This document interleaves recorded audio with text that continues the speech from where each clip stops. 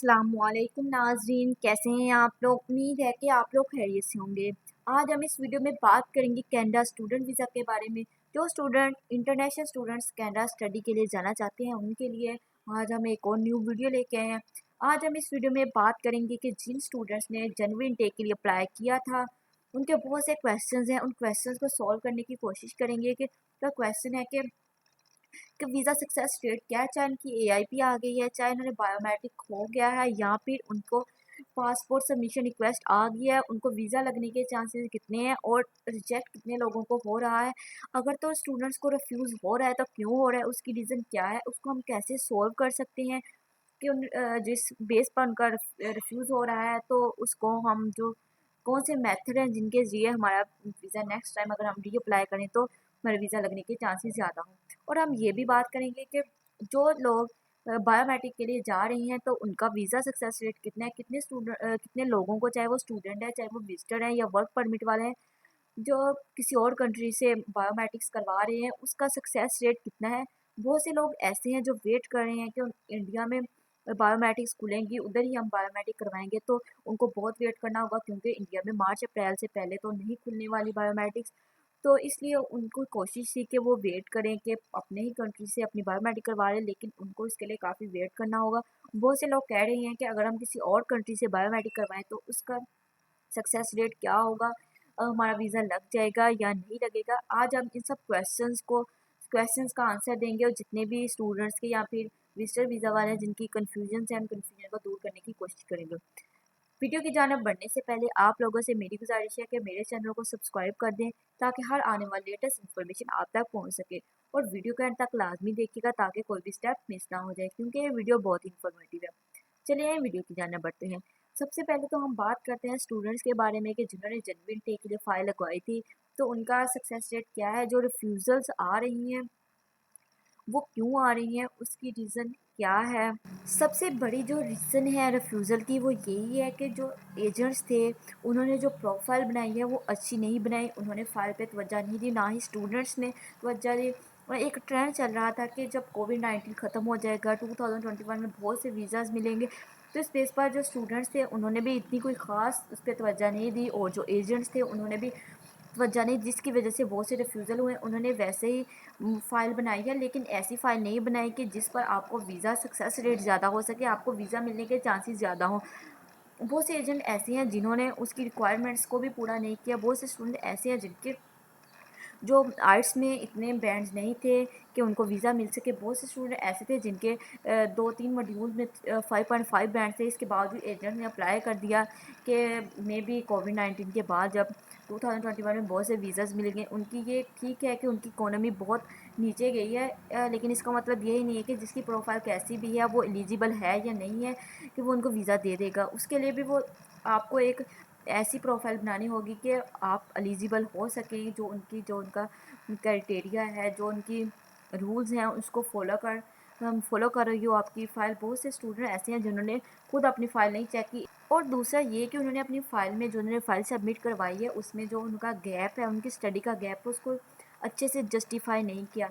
अगर तो आप लोगों ने 2016 में आपकी एजुकेशन कंप्लीट हुई है या उसके बाद 2-3 साल का आपका गैप है तो ठीक है, आपका वीज़ा लग सकता है, लेकिन उसके लिए आपको एक प्रॉपर जस्टिफिकेशन देनी होती है कि आप लोगों ने जो आपका गैप है उन ईयर्स में क्या किया। अगर 2 साल का गैप है, 3 साल का गैप है, आपका ये नहीं कि आपको वीज़ा नहीं लगेगा, लग सकता है, लेकिन उसके लिए आपको प्रॉपर जस्टिफिकेशन चाहिए होती है। अगर तो आप लोग जॉब कर रहे थे इस अरसे में तो आप लोगों को अपना जॉब का अपॉइंटमेंट लेटर दिखाना होगा, अपनी सैलरी स्लिप्स दिखानी होंगी। इसके अलावा अगर तो आपकी जो पे थी वो आपके अकाउंट में आ रही है तो आपको वो स्टेटमेंट्स दिखानी होती है। इसके अलावा आपको एक्सपीरियंस लेटर दिखाना होता है। हर चीज़ आप लोगों ने इसमें मेंशन करनी होती है, क्लियर करना होता है कि आपने इस अरसे में क्या किया है। इसके अलावा अगर तो आप लोगों ने कुछ और किया है कि कुछ भी या जो भी आप लोगों ने किया उसको क्लियरली जस्टिफाई करना है। बहुत से एजेंट ऐसे हैं जिन्होंने ऐसे ही फाइल सबमिट करवा दी, अपने जो स्टूडेंट्स का गैप था उसको जस्टिफाई नहीं किया, आर्ट्स के स्कोर्स को मद्देनज़र नहीं रखा, जिसकी वजह से बहुत से रिफ्यूज़ल्स आए हैं। उनके पास एक तो बहुत से बैकलॉग्स पड़े हुए हैं, मई के हैं, मई इनटेक के, सितंबर इनटेक के, अब जनवरी इनटेक है, जिसकी वजह से भी बहुत से रिफ्यूज़ल्स आ रहे हैं। वो सबको तो बहुत से स्टूडेंट डेफर करवाया जिसकी वजह से उनके पास फाइल बहुत ज़्यादा हो गई हैं, वो हर एक को तो नहीं दे सकते वीज़ा। तो ये भी डिपेंड करता है कि उस कंट्री को कितने मिलने हैं, कि हर कंट्री के साथ उनकी एक रेशियो होती है कि फॉर एग्जांपल अब कनाडा ने वीज़ा देने हैं तो वो बताएगा कि इंडिया के इतने स्टूडेंट्स को वो वीज़ाज़ ऑफ़र करेंगे, पाकिस्तान में इतने स्टूडेंट्स को, और हर कंट्री की उनकी एक रेशियो होती है। अगर तो आप लोग की फ़ाइल ठीक है, हर चीज़ ठीक है, लेकिन इसके बावजूद भी आप लोगों का रिफ्यूज़ल हो रहा है, तो उसकी रीज़न भी ये हो सकती है कि आपके कंट्री से जितने उनके वीज़ाज़ उन्होंने लेने थे वो कंप्लीट हो गए हैं और आपकी ठीक है, आपकी फ़ाइल ठीक है, लेकिन आपने आपकी जो बारी है उनके पास गया है, वो आपकी रेशो आपके कंट्री से ख़त्म हुई, जिसकी वजह से आप लोगों का वीज़ा नहीं लगा।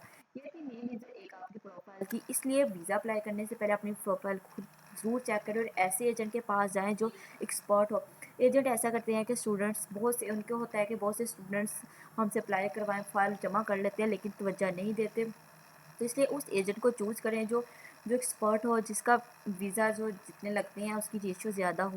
बहुत से स्टूडेंट्स ऐसे हैं जिनको एआईपी मिलने के बाद भी रिफ्यूज़ल मिले हैं, उनका वीज़ा रिजेक्ट हो गया क्योंकि उनको प्रॉपर गाइड ही नहीं किया गया, उनके एजेंट ने उन्हें गाइड ही नहीं किया कि एआईपी मिलने के बाद उन्हें क्या करना चाहिए। बहुत से स्टूडेंट ऐसे थे, उनको बहुत कन्फ्यूजन थी कि कब हमारा पीपीआर आएगा, कब बायोमेट्रिक्स होगी, कब पीपीआर आएगा, उनका जो कॉलेज है वो डीएलआई में है भी या नहीं है, तो जिसकी वजह से उनको रिफ्यूज़ल्स का सामना करना पड़ा। इसलिए अपनी एजेंट से कंसल्ट करें ताकि वो आपको गाइड कर सके, गाइड हों।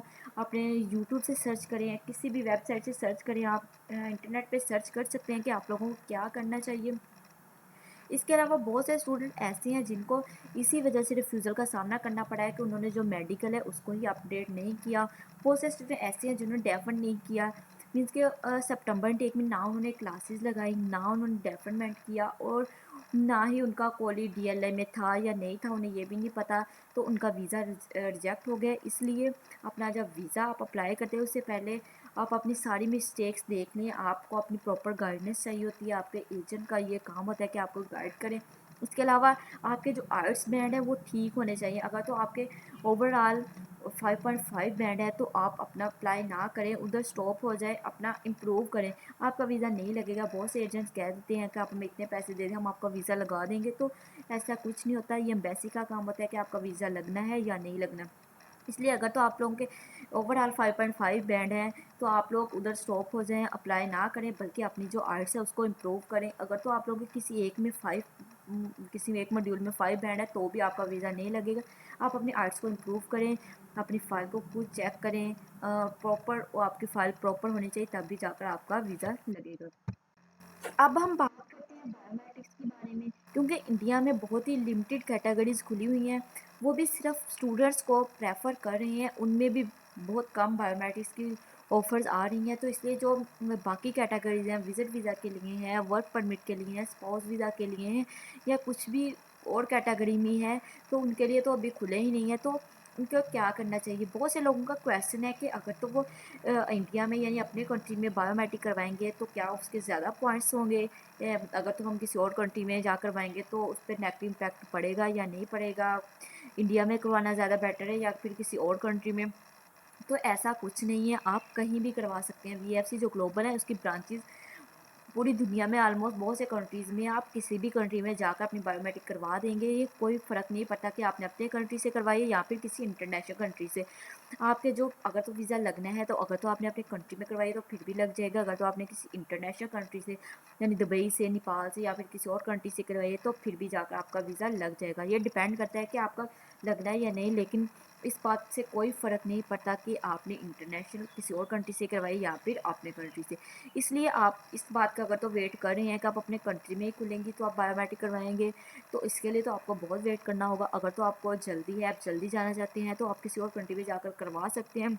बहुत से लोग ऐसे हैं जिनका पॉजिटिव इम्पैक्ट आया है, जिनके वीज़ा लग गए हैं, लेकिन है कुछ लोग जिनका रिजेक्ट हुआ है। लेकिन अगर तो वो अपने कंट्री से भी बायोमेट्रिक करवाते हैं तो फिर भी उनका रिजेक्ट होना था, उनका कोई और इशू हो सकता है, लेकिन इस वजह से किसी का रिजेक्ट नहीं हुआ कि उन्होंने किसी और कंट्री से करवाई है।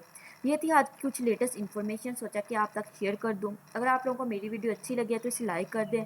अगर आप लोगों का कोई क्वेश्चन है तो आप कमेंट सेक्शन में पूछ सकते हैं, कोशिश करूँगी कि आपके क्वेश्चन का आंसर दे सकूँ। अगर अभी तक आप लोगों ने मेरे चैनल को सब्सक्राइब नहीं किया तो इसे सब्सक्राइब कर दें ताकि हर आने वाली लेटेस्ट इन्फॉर्मेशन आप तक पहुँच सके। अल्लाह हाफिज़।